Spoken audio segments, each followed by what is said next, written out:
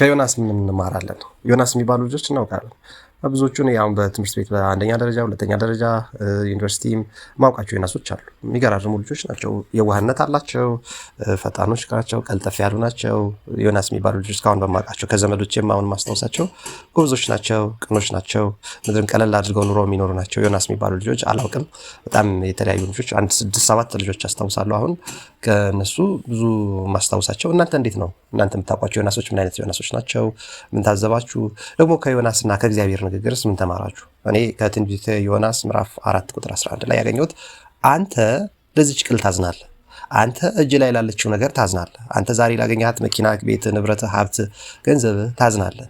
ቀኝና ግራቸውን ለማያውቁ 120 ሺህ በላይ ለሆኑት ህዝብን እንዴት አላዝንም? ህዝቡ እኮ መውጫው መግቢያው ጠፍቶታል፣ ግራ ገብቶታል። የሚበላው የሚጠጣው የሚለብሰው የሚኖርበት የሚያስበው የሚያሳስበው ህዝብ ነው ያለው እና በሚሊዮን ለሚቆጠር ህዝብ እግዚአብሔር ዛሬስ እንዴት አላስብም ይላል እኮ።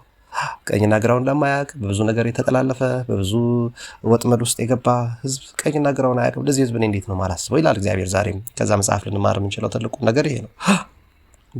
ነቢይ እግዚአብሔር ቅዱስ ዮናስ ከእግዚአብሔር ጋር ያወራው ምንድን ነው?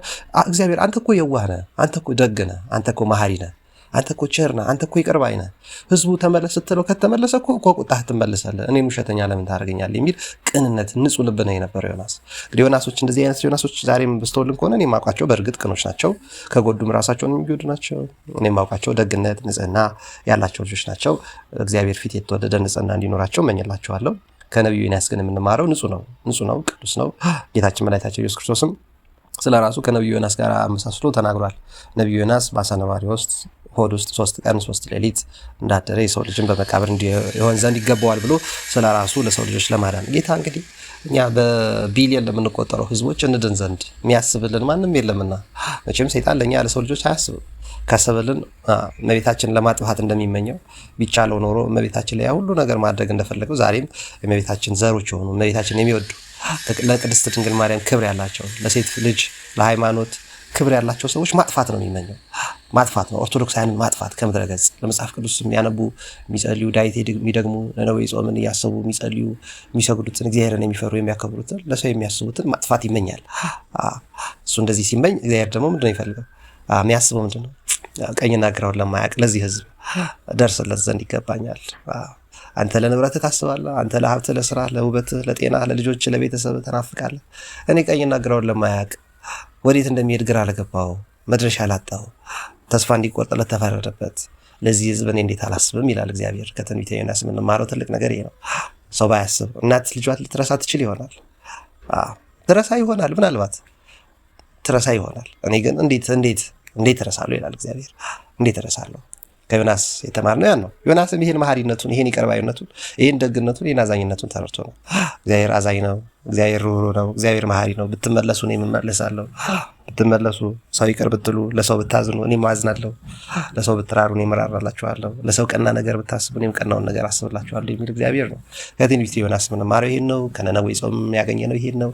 ወንድም እህቶች ኢትዮጵያን ዛሬ ከገባንበት ወጥመድ በእያንዳንዱ በያለንበት ሰፈር፣ በኑሯችን፣ በቤተሰባችን፣ በጎረቤቶቻችን፣ በከተማችን፣ በብሔር፣ በሃይማኖት፣ በእውቀት፣ በሀብት፣ በንግድ፣ በስራ፣ በስልጣን በተለያዩ የተፈጠሩ መከፋፈሎችን ሰው ለራሱ ነው የሚያስበው። ለራሱ ያስባል። ለጥቂት ጊዜ ለምትጠቅመው ነገር ያስባል። እግዚአብሔር ደግሞ እንዴት ነው እኔ ለምስኪኑ ማላስበው ይላል። ጌታችን የመጣው ለህመምተኞች፣ ችግር ላለብን ሰዎች ነው።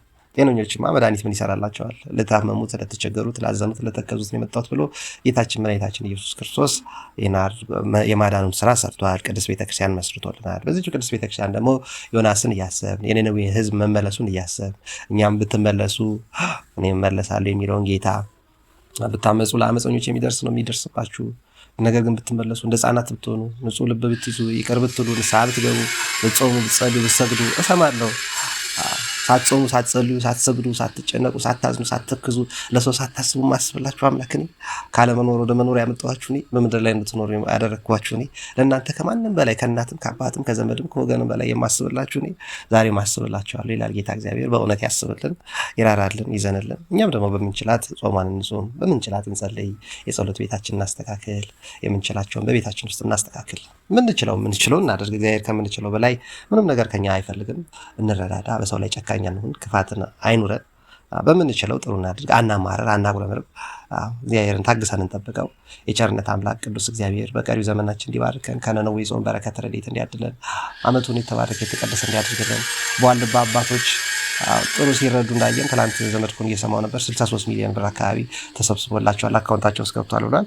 ደረስ ይላል እንደዚህ። ስለዚህ ቋሚ ስራ፣ ዘላቂ ስራ ለትኖራችን፣ ለቤተሰቦቻችንም፣ ለገዳማት፣ ለቤተክርስቲያን፣ ለሰንበት ትምህርት ቤት ስናስብ ቋሚ ነገር ብናስብ በጣም ቅር የሚለኝ በየሰንበት ትምህርት ቤቱ የሚመክነው የሚባክነው ሀብት፣ ወጣትነት፣ ጉልበት፣ ጤና ያሳዝነኛል። በየቤተ ክርስቲያኑ እንደየጸጋው እንደየሀብቱ ያለው ከህፃናት፣ ወጣቶች፣ ጎልማሶች፣ አረጋውያን፣ ሴቶች፣ ወንዶች በሀገር ደረጃ የሚባክነው ያሳዝነኛል። እና በምትችሉት በየአቅማችሁ እግዚአብሔር ሊባርክ ነው። ሲሰጥክ 5 ከተሰጠው 100 ከተሰጠው ሚሊዮን ከተሰጠው እንደተሰጠው ነው እግዚአብሔር የሚጠብቀው። መክሊት ሰጠ ጌታ፣ የሰጣቸው ምን አደረጋችሁበት ይላል። ሲመጣም ደግሞ መጽሐፍ ቅዱስ ተማራችሁ ኢየሱስ ጌታ ነው እያላችሁ ሰበካችሁ አይልም። እናቴን ንቀህ ኢየሱስ ጌታ ነው ብትል ምን ይሰራልኛል? የሚከበረውን አክብረህ ማገዝ ያለብህን አግዘህ ማድረግ ያለብህን አድርገህ ሲሆን ነው እግዚአብሔር ደስ የሚለው። የሚጠይቀን ምንድነው? ተርቢያ ያበላችሁኝ፣ ተጠምቼ አጠጣችሁኝ፣ ታርዤ ያለበሳችሁኝ፣ ተቸግሬ ታስሬ ጠየቃችሁኝ፣ እንግዳ ሆኜ በመጣ ተቀበላችሁኝ። ይሄን ነው የሚለው ጌታ ሲመጣ። ጌታ ሲመጣ የሚጠይቀን ይሄ ነው። ስለዚህ ከባድ ጥያቄ አይጠይቅም። ፊዚክስ ተማራችሁ፣ ማስተርስ ያዛችሁ፣ ፒኤችዲ አላችሁ፣ የተሻለ ሀገር ላይ ሄዳችሁ፣ ጥሩ ልብስ ለበሳችሁ፣ ጥሩ ምግብ በላችሁ፣ እግዚአብሔር ይሄ አያሳስበው።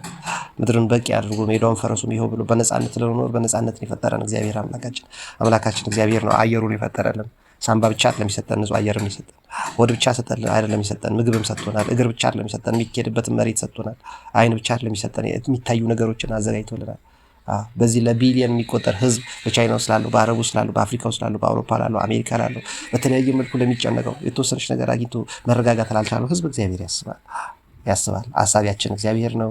የሚረዳን የሚያዝንልን፣ በእውነትም በጎደለን የሚሞላን፣ ያልተስተካከለውን የሚያስተካክልልን አምላካችን እግዚአብሔር ነው።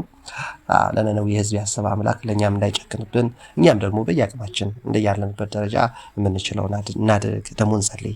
ጸልዩ፣ ሳታቋርጡ ጸልዩ ተብለናል። በቃ ምንም ቢከብደንም ቢጨንቀንም ግራ ቢገባንም አቅማችን ውስጥ ቢሆንም እውነት ነው እንጸልይ። ምንችላለን ትምህርት ያልገባ ያለን፣ ኑሯችን አልስተካከል ያለን፣ ነገሮች ሁሉ ማጣፊያ ያጠሩን እንጸልይ። በቃ በምንችለው እንጸልይ። አምላካችን እግዚአብሔር ግራ ከገባን ነገር ከተምታታብን ነገር እንዲያስተካክልልን ቅዱስ ፈቃዱ ይሁን። ዛሬም የሚለው ምንድነው? በቢሊየን ለሚቆጠር በኢትዮጵያ ደረጃ ደግሞ በ100 ሚሊዮን ለሚቆጠሩ ለዚህ ህዝብ ቀኝና ግራው ለማያውቀው ምን እንደሚሆን ግራ ለገባው ለዚህ ህዝብ እኔ ያስባለሁ።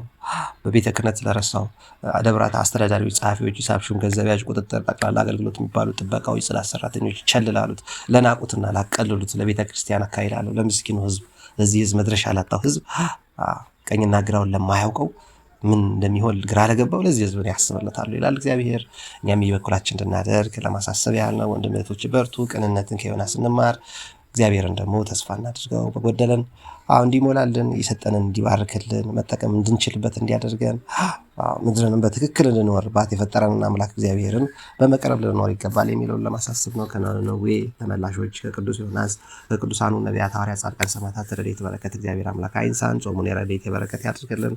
ለዐቢይ ጾምም ከዚህ መልካም ነገር የምንማርበት እንዲያደርግልን ቅዱስ ፈቃዱ ይሆንልን። የሁላችንን መጨረሻ ያሳምርልን ለማለት ፈልጋለሁ። ይመቻችሁ።